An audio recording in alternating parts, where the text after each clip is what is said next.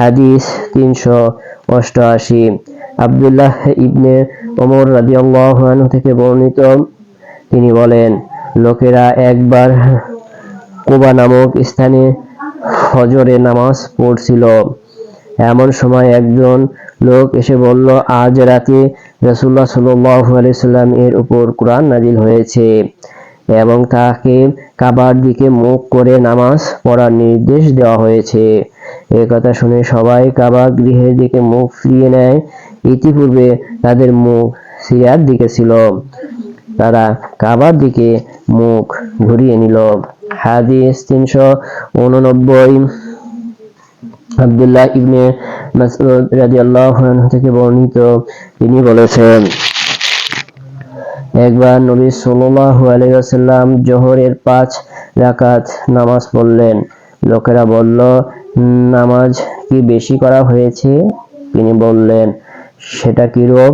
লোকেরা বলল, আপনি 5 রাকাত নামাজ পড়েছেন।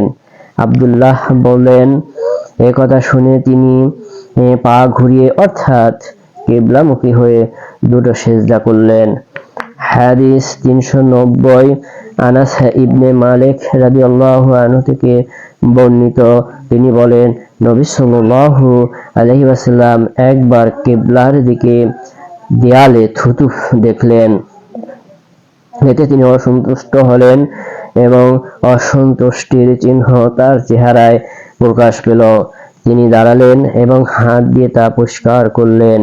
তারপর তিনি বললেন, তোমাদের কেউ যখন নামাজে দাঁড়ায় সে তার রবের সাথে কথা বলে, কিংবা তিনি বলেছেন তার ও কিবলার মধ্যে আল্লাহ বিরাজমান থাকেন।